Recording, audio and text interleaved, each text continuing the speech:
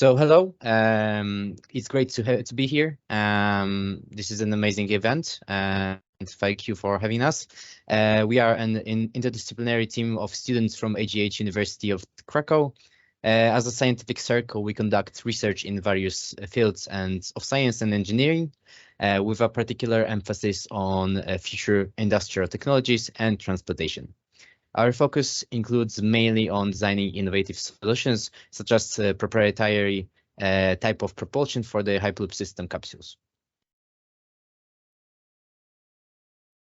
Our idea originated from the American startup SpinLoop, which specializes in launching rockets to extremely high altitudes, allowing them to postpone their ignition site, which enables the rocket to carry less fuel, which is a huge benefit for their economy. Building upon this concept, we considered the possibility of integrating this technology with the Hyperloop.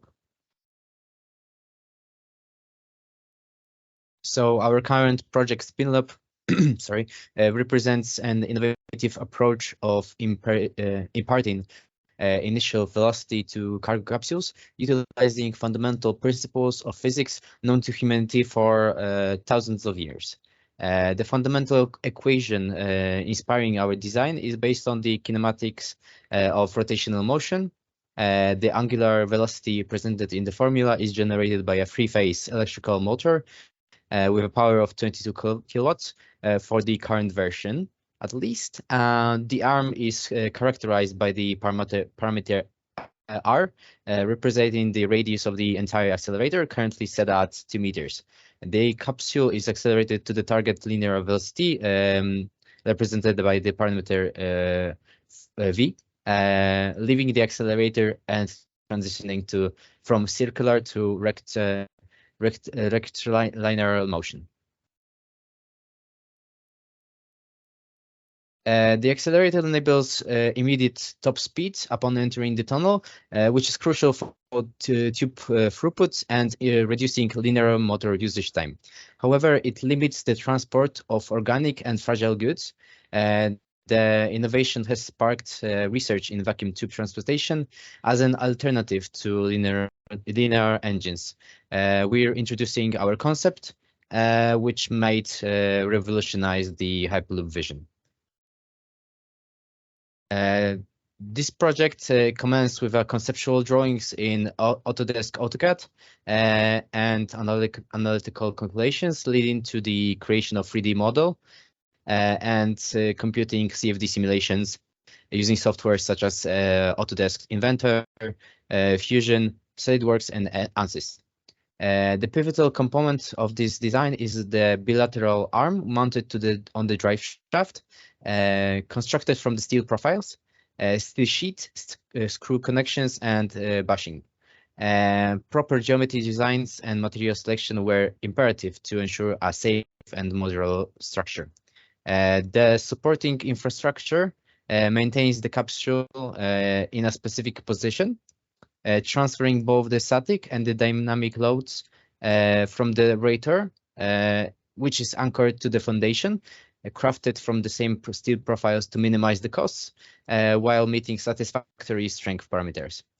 The propulsion system comprises of an electric motor with a frequency converter, enabling speed control. Power from the motor is transmitted to the drive shaft through a dual cylindrical gearbox. The shaft, however, supported by the ball bearings, enhances tolerance to axial misalignment. The drive shaft transfer torque to the rotor bushings through a spline connection.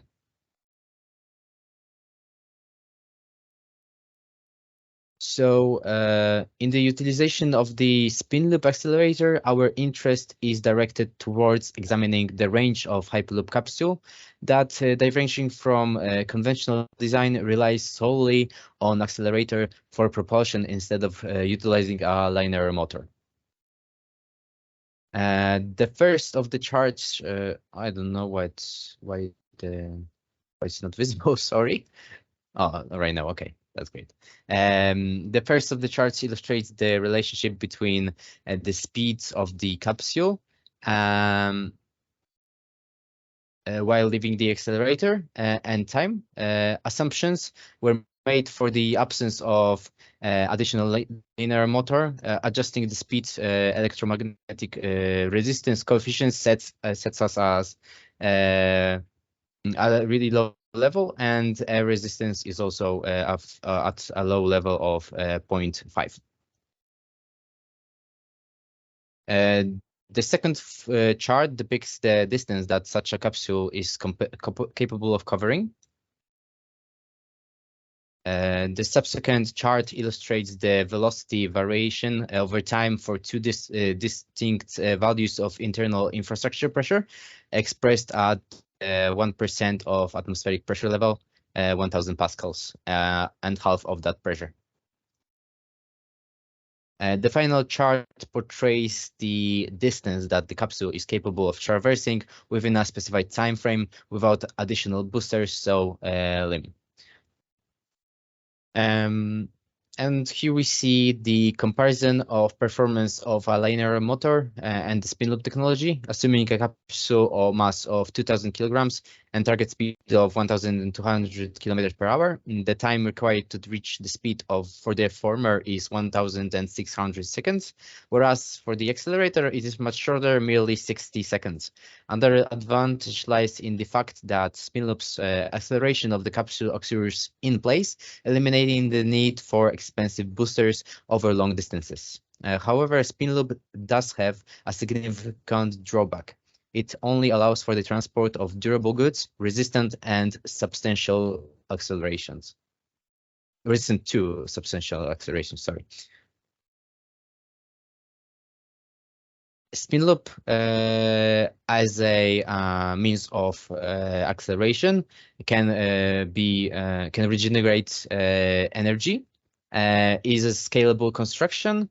It doesn't need any more infrastructure, especially in the domain of space, and is very simple to design and install. Also, the working principles are known to mankind, as I said before, for thousands of years. So it's just a continuous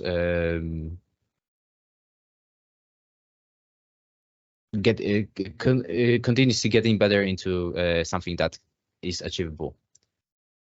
So our project involves the construction of a tubular infrastructure connected to an accelerator on the experimental range of our university. This will be done in the future, so in the upcoming year. When it comes to the application of SpinLoop, the primary focus of our feasibility study is the transportation of hydrogen in specially designed cargo capsule. This capsule is intended to accommodate an aviation container filled with hydrogen tanks. Hydrogen is an intriguing cargo for several reasons, primarily due to monoatomic nature and its ability to permeate even through metals, indicating that the necessity for rapid transportation. It's important to note that within the context of this research, we are referring to green hydrogen. Yes. Here's a small outline. So for our simulations, we used the exit velocity of 1,000 kilometers per hour. And the capsule payload, along with its container, weighs 750 kilograms, while the total weight is 1,500 kilograms. The version differs because it was easier for us to envision such a system compared to the previous parameters. So the 2022 energy crisis underscores that there is a critical need for cost-effective, efficient, and eco-friendly transportation solutions.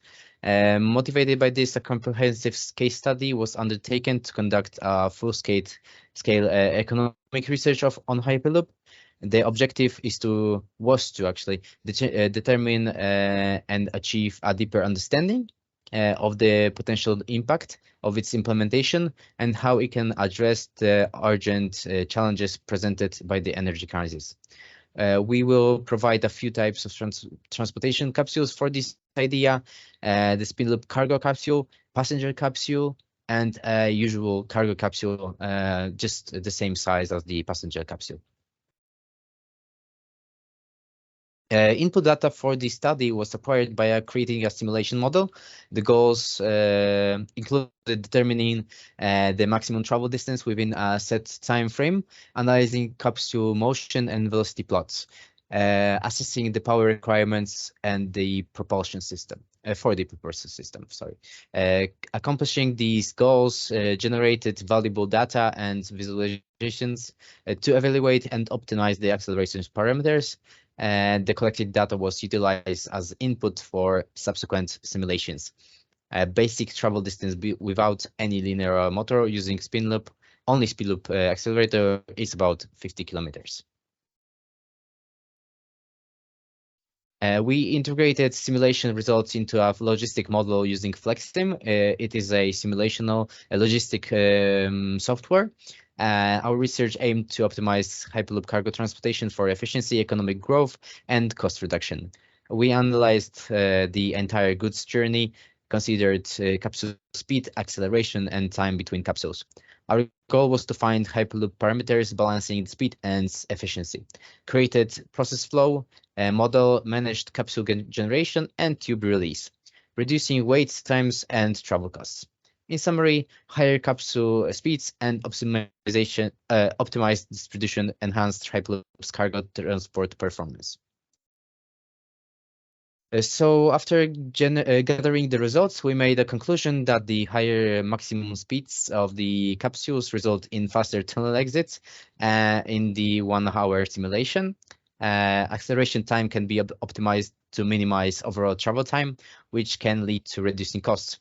The distribution of capsules throughout the simulation duration can be optimized to achieve a more balanced and efficient utilization of the system. Adjusting the distribution pattern can improve workload distribution and system performance. Adjusting the interval between capsules releases can minimize waiting time. Shorter intervals ensure a continuous flow of capsules, while longer intervals may result in capsules awaiting service. We looked at passenger transportation along Gdańsk, Warsaw CPK, which is central point of communication, Łódź Katowice route in Poland. We evaluated the costs and benefits of Hyperloop systems in terms of travel, passenger experience, travel time, passenger experience, and convenience. We analyzed the transportation of high-value goods and goods with high transport priority. So, for example, hydrogen. We evaluated the advantages and disadvantages of implementing the Hyperloop system for transporting critical shipments, aiming to enhance reliability, speed, and efficiency. We also estimated the infrastructure costs required to support the Hyperloop system along the selected route. We evaluated the maintenance and operation costs associated with the Hyperloop system, including routine maintenance, system upgrades, and day-to-day operations. Our analysis quantified the potential financial benefits of the Hyperloop system. This included significant travel time savings for passengers, improved logistics efficiency for goods transportation, and the overall economic impact on the region. When it came to the economic model, the input data was pretty simple, but still very important to find. This graph shows how we made it. The significant question that had to be asked was if the Hyperloop is able to actually substitute other forms of transportation. We think that it is a complementary mode of transportation and will never fully substitute, for example, normal cargo train transportation. These are the external benefits offset accumulated during 25 years of the Hyperloop system's operations in Poland. This figure is representing economic benefits given by Hyperloop to the Polish economy over 25 years. And it is around 450 billion euros. This is a lot. This is translated to jobs given, less emissions, etc. especially in the era of the 2030 regulations posed by the European Union and the taxation policy. When it comes to the emissions of carbon footprint, it was all equipped in the study. We know that this is a lot, as I said, but this graph actually doesn't show the costs, which will need to be given to the Hyperloop infrastructure before, because we of course know that it will be a lot. So to sum up, this figure is representing we know that the success depends on finding the right demand and application for the Hyperloop, possibly through partnerships and aligning with infrastructure developments. Profitability relies on factors like demand, marketing, safety, and pricing. Creating a user-friendly in-demand service with precise cost estimation and route planning is crucial. So the demand is king, and as long as we find a product that we can and cargo that we can utilize in this infrastructure by transporting it, then the Hyperloop cargo industry will be all fine.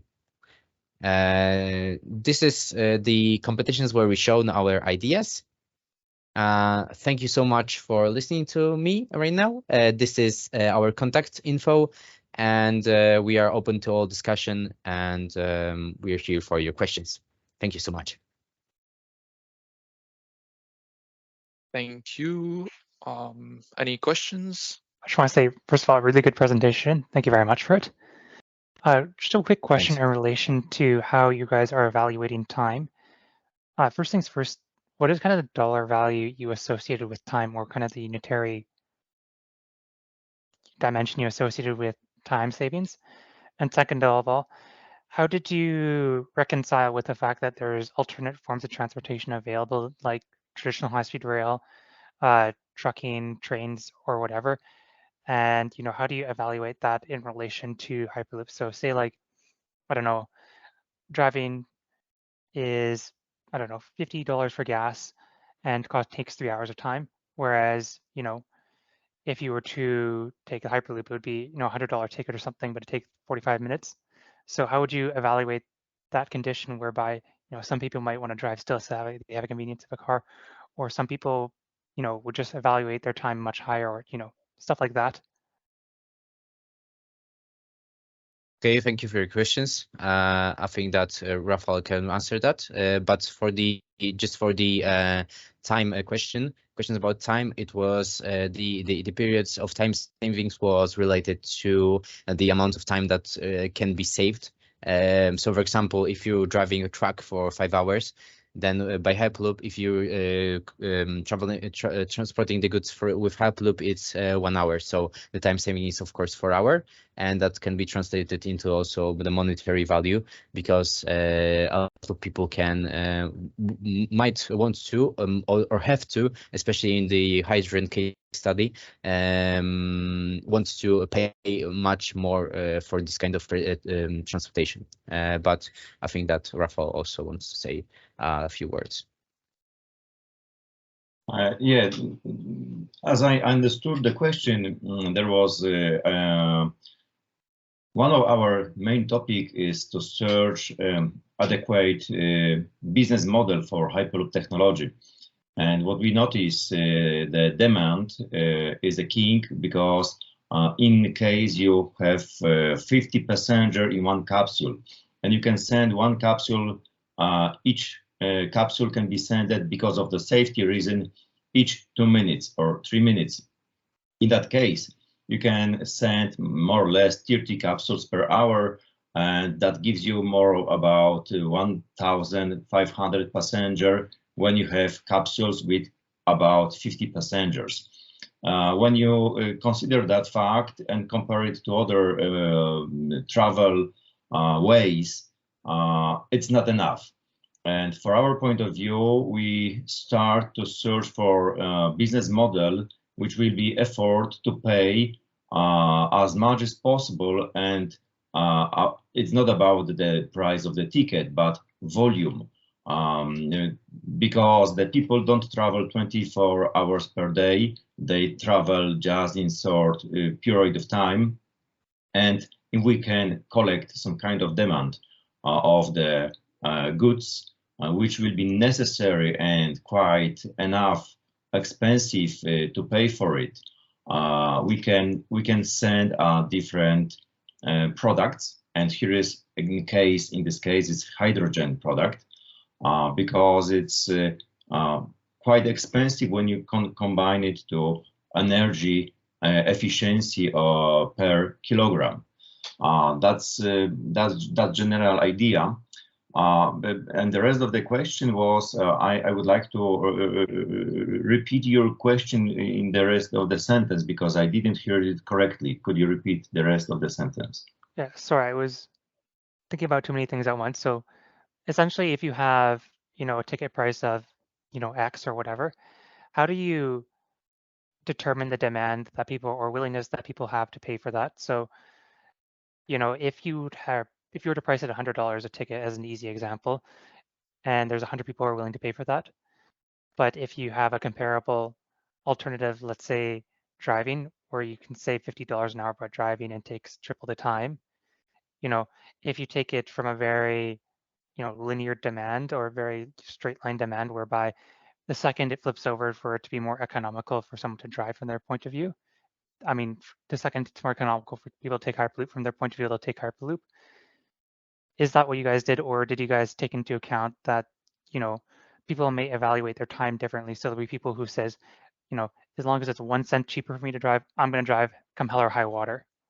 Or, even if it's more expensive to drive just by virtue of having the convenience of a vehicle, or by virtue of whatever reason they may have, they're going to drive no matter what. Like, how did you guys take that into account when you're looking at how much volume you guys are going to be transporting? Yeah, this is quite connected with even my previous mind, because in fact, we consider that a lot of people will not travel Hyperloop itself because of many reasons. The cost, the time, they like to travel by car, they need to travel because of other factors. That's why we collect the 2 points of view. The first for the traveling of the passengers, and we have some additional connection between Warsaw, central port, or Gdańsk, and we check the volume of passenger we'll try to take from one distance to another, and we make some comparison analysis. If we would like to take whole passenger 100%, how it will look like, but it's impossible in the future in reality. And in that case, we try to make some additional percentage of passenger which are taken from airplanes or rails or cars, and that's the key to gather some just parts of the passenger flow. More or less, it's the case how we collect data for the passenger. But again, the passenger, even if we do it, passenger will not be able to fill this tube in 100%, because the amount of passenger will be not able to use the vacuum chambers in the night, during the night, for example. In that case, you have to send cargo. And one thing we consider is not visible in this presentation, but it's one of our results of our simulation. We search for solution to build not only one single capsule of Hyperloop pod, but we search for solution to build trains, Hyperloop trains, which will be effort somehow to connect capsules together in one big Hyperloop train, which will be effort at once to take 200 or 300 passengers at once. this is another story, but we make some additional simulation for that, and we think this could be a much bigger impact for the passenger flow, because if you have 2,000 passengers which want to travel and they are on the airport and they want to get to the center of the city, it doesn't matter, they will travel just few minutes. If they will need to wait for the next pod 40 or 50 minutes longer. And that was the limitation of the small pods. But we don't mention about this in this presentation, but in our model, simulation model, we have this as one of our results. Cool, very cool. Thank you very much. Okay, thank you very much.